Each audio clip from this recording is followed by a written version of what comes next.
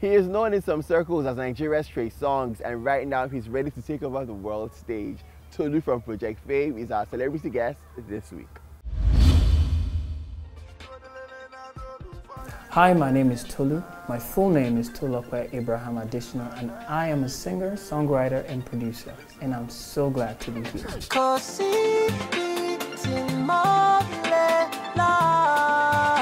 Cause my heart belongs to you, my lover.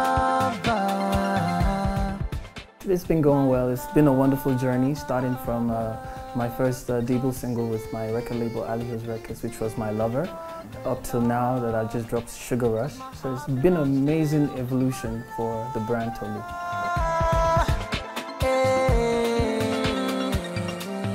Tell me what you feel like, however you feel like. I know a lot of artists say this very cliche that they started singing since they were kids, but actually at age 11, I was in a children's choir at a Baptist church. And the funny thing about the way I sang was that I had a girl's voice. And every guy was singing in the choir, and Tolu had this tiny, high-pitched voice, and my choir director paid special attention to me because of my unique voice. So he would always push me forward to lead a song or everything, and people started noticing my love for music. As I grew older, and I would watch cable, I watch back then when I was a kid, Michael Jackson and Boyz II Men, Isley Brothers, R. Kelly.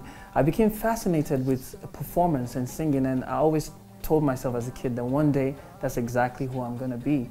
And in 2010, fast forward, because there's a lot of that happened in between, but in 2010 I decided to go in for Project Fame.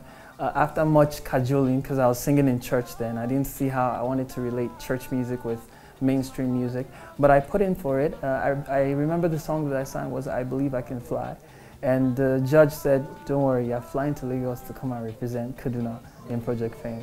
And I made it to the finals with Chidima that year, and ever since then, since I finished Project Fame, it's been a journey of learning, challenges, and here I am. TK on the I'm a champion.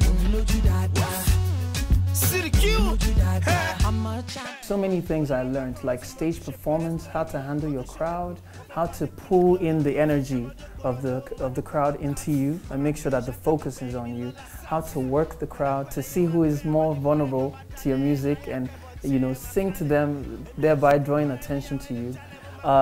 It taught me a lot, how to be patient, how to persevere. And we had just barely 4 days to learn every song and be perfect at it before we perform it. So it taught me how to work with time, how to be creative, how to be innovative. And all of those lessons I'm employing today. When I'm on stage, people can see the craft of everything put together that I've learned. I know they look their face, I know they see them. I know mine if they talk, say we deceive them. All I know, say God don't design them. Now my destiny, I'm a champion.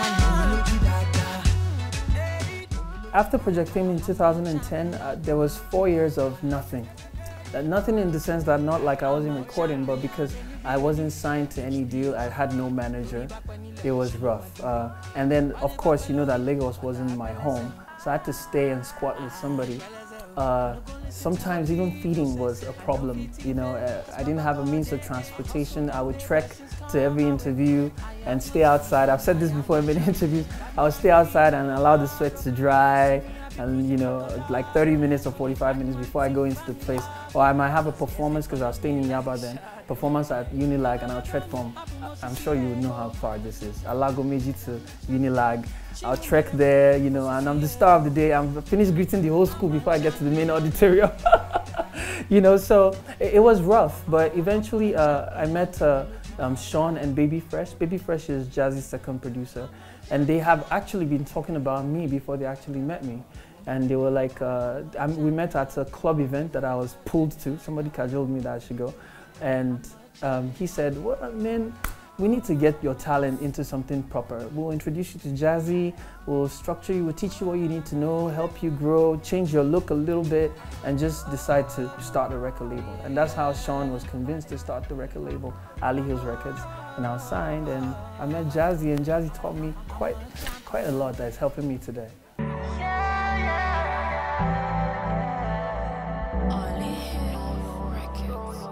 Be like say you want something, baby check it off when my battery's always running. I did feel that signal, baby. You're not looking to be my baby. I feel so blessed because usually if you have a lot of artists on your hand, then you have to find a way to split responsibility. But now that I'm just the only one on the label, so much they've done for me so far. I've seen my life change literally from the guy that used to trek to events. You know, now I have a car, I have my own space, you know, I have good things to wear, you know, so it's quite a privilege to be in that position, because I know how hard it is for artists that don't even have any representation out there. It's terrible, you know, because you're worried about the business and the music, and sometimes you're not even creative enough because you're thinking, where are you going to get 20,000 naira from, where I get to studio session, everything. So yeah, I feel so blessed, yeah.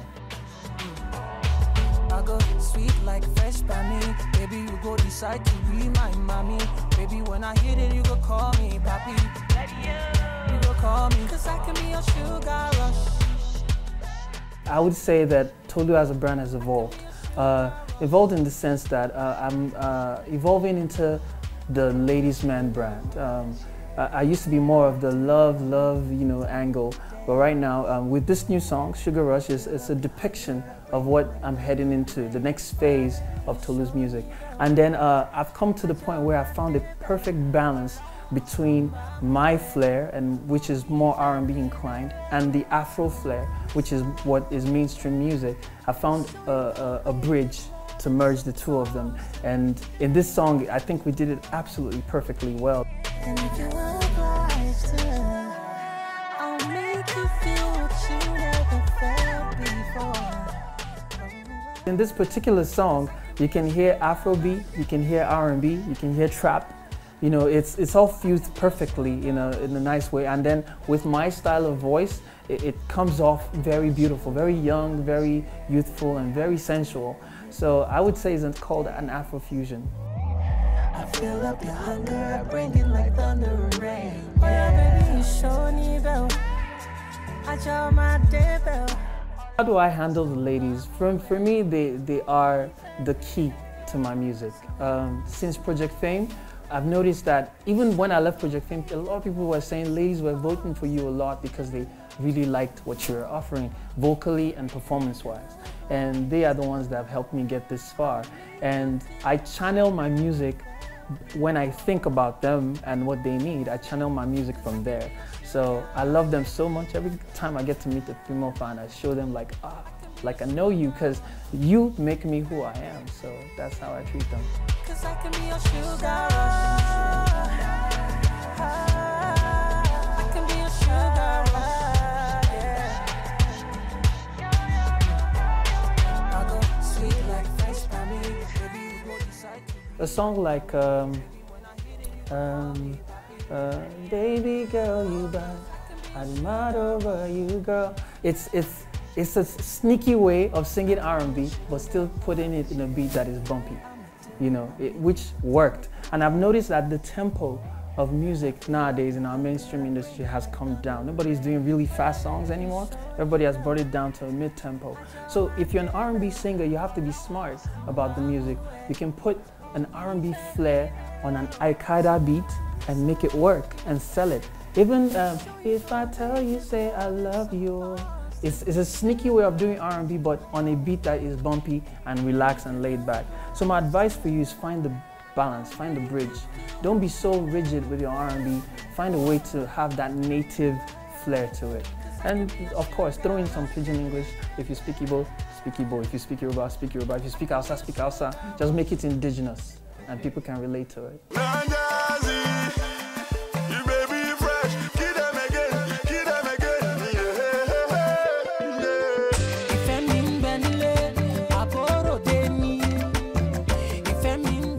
My dream is to become Nigeria's next biggest export.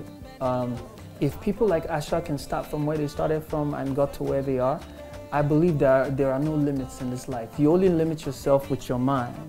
And for me, my limit or should I say my reach, is basically to become a name that when you mention in America, they say, oh yeah, that guy from Nigeria, he's dope.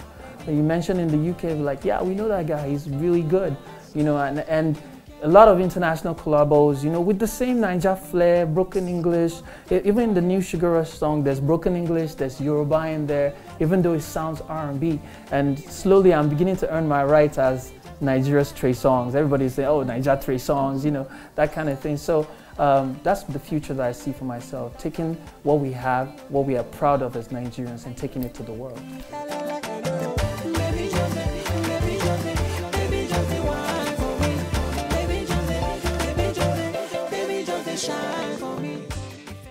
Lord, you, yeah. Be like say you want something, baby, Jack is off when my battery's always running. I did feel that signal, baby. You're not looking to be my baby, but you're down for whatever lately, yeah. What's up, people? My name is Tolu, and you're watching On The Town on TVC News. Keep that dialogue. Tolu said so. And my pretty ones, I love you.